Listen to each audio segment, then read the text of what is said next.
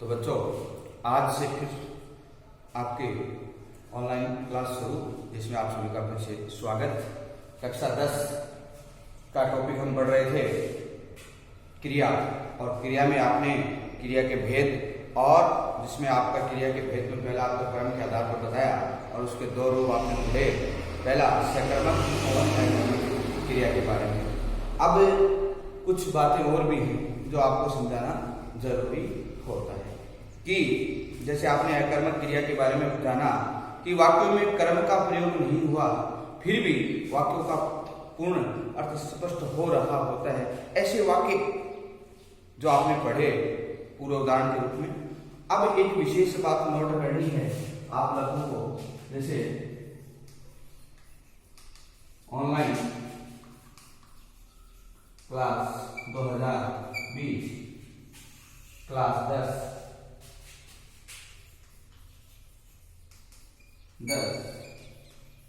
हिंदी आपने डाला कि विशेष कौन से जो बिंदु होते हैं उसके बारे में आपने जाना कि नोट आगे की कड़ी जोड़नी है आप लोगों को, जो अकर्मक क्रिया है उसमें जोड़नी है। कर्म की संख्या के आधार पर क्या होता है, कर्म की संख्या के आधार पर क्या पढ़ा आप लोगों ने कि कर्म की संख्या के आधार पर क्रिया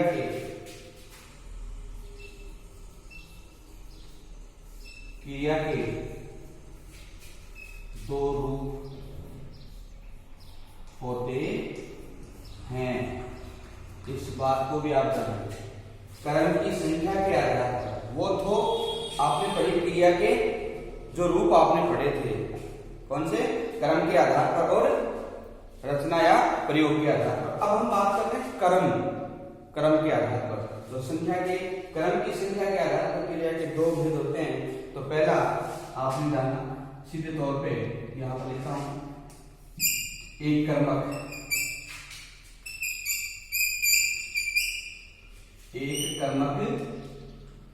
क्रिया। अब इसकी परिभाषा भी जानना जरूरी होता है। एक कर्मक क्रिया क्या होती है? जब वाक्य में क्या लिखा है, जब वाक्य में क्या लिखा कि जब वाक्य में एक कर्ता, क्या एक कर्ता हो। जब क्या लिखा है कि वाक्य में एक कर्ता, केवल एक कर्ता या कर्म, वाक्य में एक कर्ता, यहां पर थोड़ा सा कर्म, एक ही कर्म हो, क्या लिखा, एक ही कर्म हो, तो वहां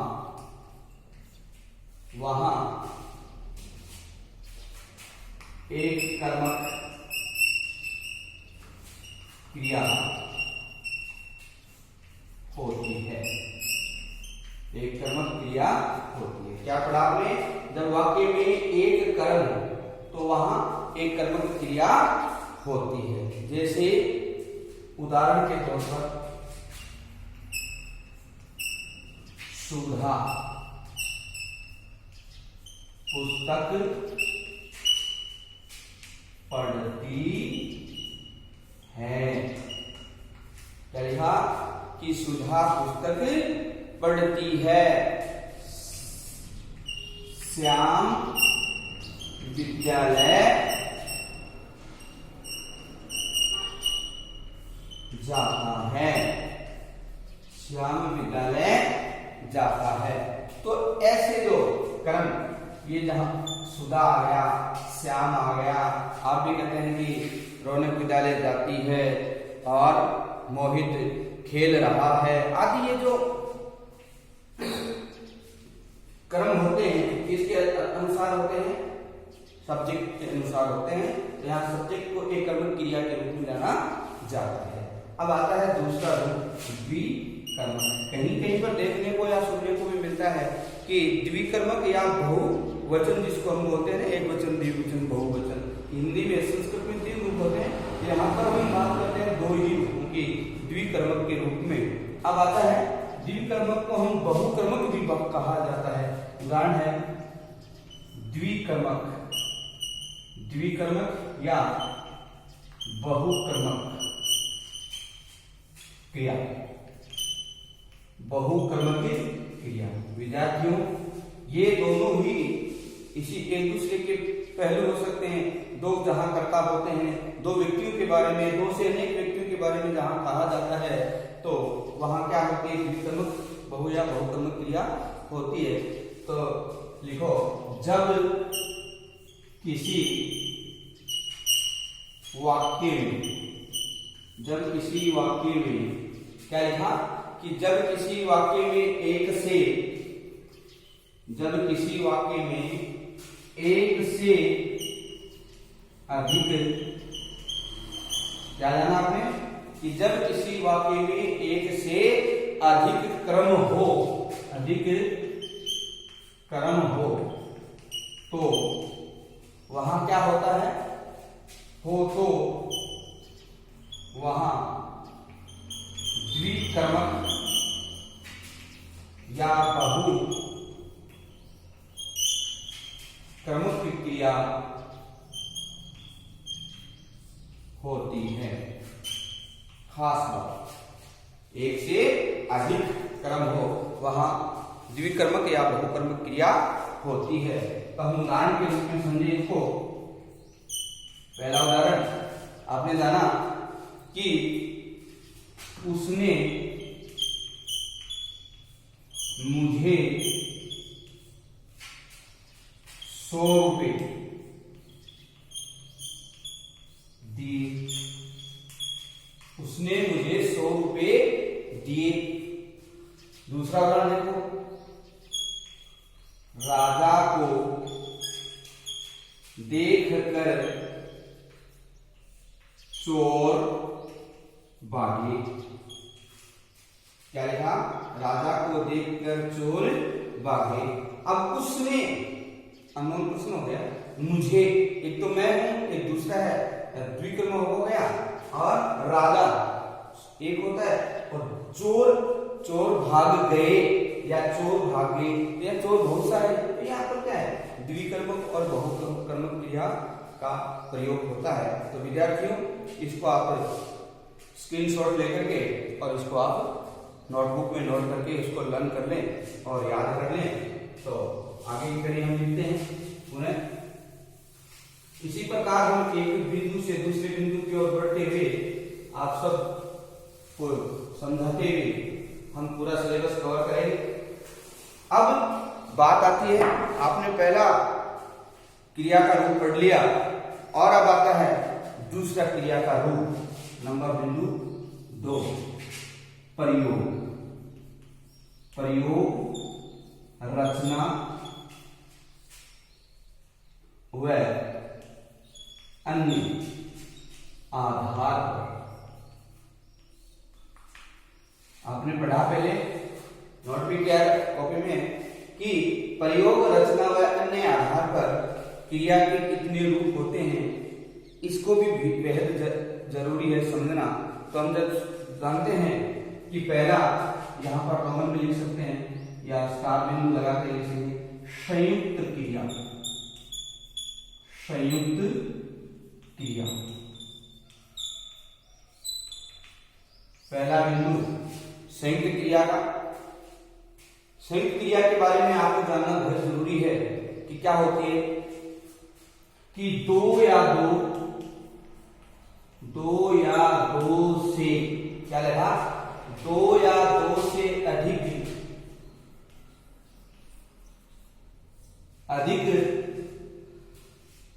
धातुओं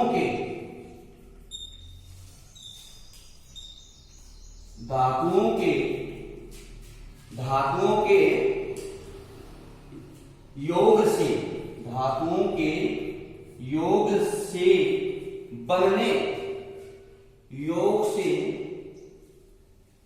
बनने बनने वाली क्रिया, बनने वाली क्रिया। आप पुनः देखिए, दो या दो से अधिक धातुओं के योग से बनने वाली क्रिया विद्यार्थियों क्या कहलाती है? संयुक्त क्रिया कहलाती है। संयुक्त क्रिया बना से बनने वाली क्रिया, यहां पर लिख दीजिए संयुक्त क्रिया कहलाती है। उदाहरण के तौर पे हम समझें, उदाहरण है हमारा पहला, वे नाश्ता कर चुके। क्या लिखा? कि वे नाश्ता कर चुके या चुके हैं, चुके हैं। तो इस पंक्ति में हम कर चुके हैं, इसको एक लाइन याद आप करके समझे। और उससे दूसरा उदाहरण देखिए, उसे बच्चे या उसे क्या बताया आपको कि संयुक्त क्रिया के रूप में दूसरा है, उसे बच्चा खेलता दिखाई दिया। उसे बच्चा खेलता हुआ दिखाई दिया। ये संयुक्त क्रिया के उदाहरण हम समझ सकते हैं। दोबारा एक बार मैं बोल देता हूं, दो या दो से अधिक धातुओं के योग से बनने वाली क्रिया संयुक्त क्रिया कहलाती है। उदाहरण के तौर पे आप समझें कि वे नाश्ता कर चुके हैं, अंडरलाइन कर चुके हैं, अर्थात खाना खा चुके हैं। उसे बच्चा खेलता दिखाई दिया। उसे किसे? वो जो सेकंड पर्सन है उसको दूर से कोई बच्चे खेलता, बच्चा एक भी हो सकता है, अनेक भी हो सकते हैं, कि ऐसे उदाहरण भी है, उसे बस आती दिखाई दे रही है, आती हुई दिखाई दे रही है। ठीक है, ऐसे भी उदाहरण आप अनेक बना सकते हैं और समझ सकते हैं। अब आता है संयुक्त क्रिया के बाद में सहायक क्रिया। सहायक क्रिया विद्यार्थियों, सहायक क्रिया हेल्पिंग वर्ब, जिसको आप समझते हैं इंग्लिश में कि सहायक क्रिया। अब इससे पहले हम सहायक क्रिया से पहले इसके दो हम एक बिंदु बीच में छूट गया है, उसको हम पढ़ते हैं, क्योंकि क्रम होना जरूरी होता है और क्रम से। अब इसके रूप में हम डायरेक्ट मैंने लिख दिया संयुक्त क्रिया। अब मैंने पहला बिंदु लिखना तो वही है, लेकिन आपको समझना जरूरी होता है कि संयुक्त क्रिया के प्रकार कितने होते हैं, ये मुख्य बिंदु है। तो आप सुन लोगे क्रमागत संयुक्त क्रिया के प्रकार। विद्यार्थियों, संयुक्त क्रिया जो होती है उसके टाइप्स होते हैं, प्रकार होते हैं, वो अहम बिंदु है। जो हमने पहले बिंदु लिखा उसका यहां पर मैं नोट कर रहा हूं उसको। पहला है कि मुख्य क्रिया। आपको क्या किया कि पहला बिंदु आपको बताया था मैंने, मुख्य क्रिया, मेन वर्ब जिसको आप बोलते हो। मुख्य क्रिया वो क्या बोलते हैं अंग्रेजी में? Main verb. इसमें क्या लिखा कि इसमें क्या लिखा आपको कि इसमें एक क्रिया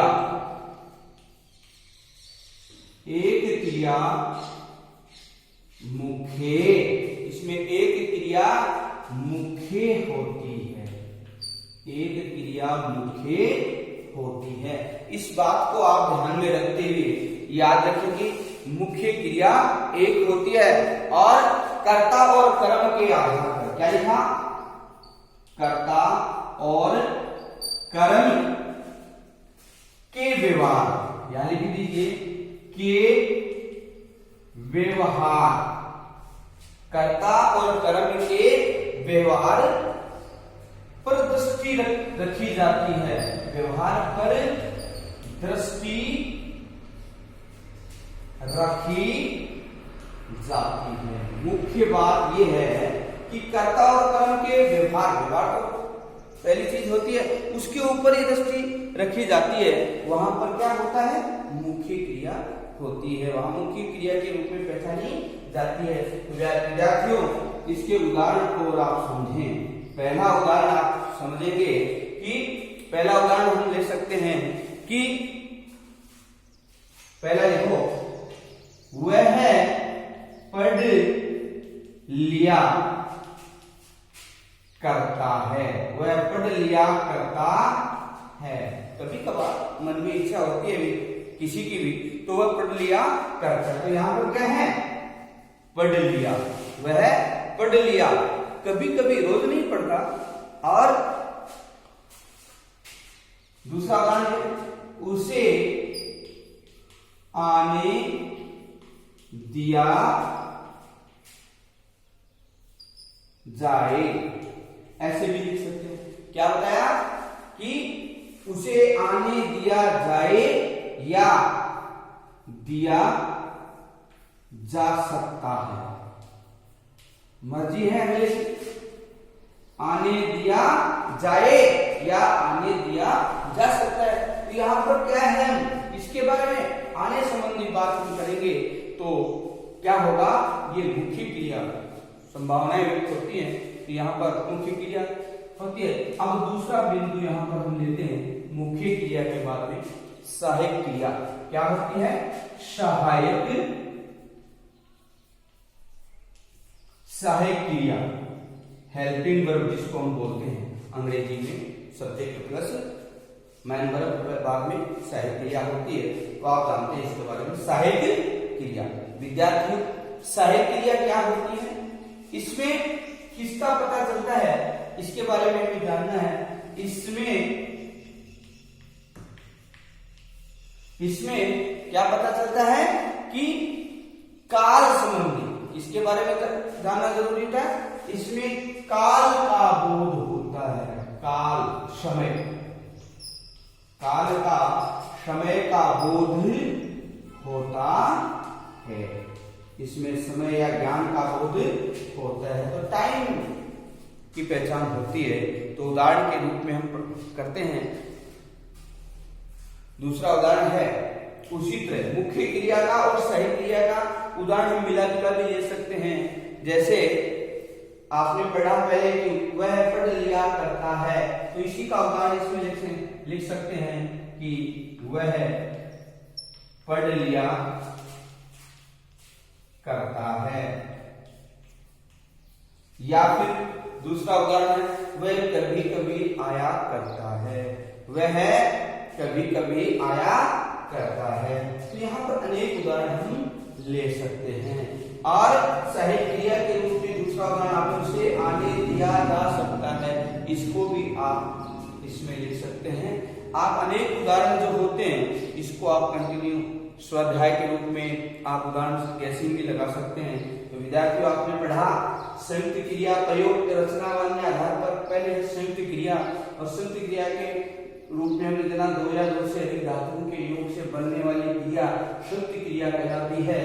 और वे उदाहरण में है कि वे नाश्ता कर चुके हैं अथवा खाना खा चुके हैं, उसे बच्चा खेलता दिखाई दिया, दूर की वस्तु है। ये आप संयुक्त क्रिया के रूप में जान सकते हैं। और दूसरा संयुक्त क्रिया के अब प्रकार आते हैं, तो उसमें आता मुख्य क्रिया और सहायक क्रिया। अब सहायक क्रिया में सबसे पहले हम पढ़ते हैं मुख्य क्रिया।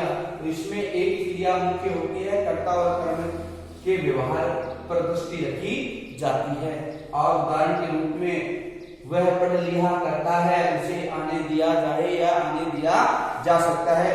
ऐसे उदाहरण आप मुख्य क्रिया के रूप में पढ़ सकते हैं। और दूसरा हमारा सहायक क्रिया कि इसमें काल, समय का बोध होता है, अपना टाइम का ज्ञान करवाया जाता है। उदाहरण के रूप में ऊपर वाले मुख्य क्रिया के रूप में आपने पढ़ा तो वह पढ़ लिया करता है, क्योंकि कभी कभार टाइम से उसको क्या है, समय मिल जाता है, तो समय मिल जाता है तो वो पढ़ लिया भी करता है। और उसे आने दिया जा सकता है, कुछ समय के लिए आगे किसी को आज्ञा देता है। इस प्रकार से हम पढ़े संयुक्त क्रिया के प्रकार के रूप में दो ही रूप पढ़ेंगे आज की इस क्लास में। मिलते हैं अगली क्लास में, क्योंकि संयुक्त क्रिया के दो रूप और हैं, जो कि हम संयोजक क्रियाएं और रंजक क्रियाएं होती हैं, तो हम अगली क्लास में पढ़ेंगे। आज के लिए इतना है। इसको आप सभी विद्यार्थी जो है नोटबुक में नोट करते रहें, ताकि आपके ये अधिक से अधिक और समझ में आ सके। मैं उम्मीद करता हूं कि आप ज्यादा से ज्यादा इसको पढ़ें और समझें। नहीं समझ में आया तो कमेंट में लिख करके आप जरूर भेजें कि सर हमें ये बताएं, ये समझाएं, तो हम मानेंगे कि आप इसको लाइक कर रहे हैं, पसंद कर रहे हैं। और मैं ये और आपको एक बात और कहना चाहता हूं कि आप अपने आसपास के जितने भी आपके सहपाठी होते हैं, चाहे विद्यालय किसी भी विद्यालय हो, उसको आप ये जो शेयर करें, सब्सक्राइब भी करें, ताकि आपको भी इसका फायदा मिले, दूसरों को भी फायदा मिले, ताकि हम और आपकी एक चैन बन जाए, कड़ी बन जाए और आपको अधिक से अधिक लाभ मिल सके। और मिलते हैं अगली क्लास में। जय हिंद, जय भारत।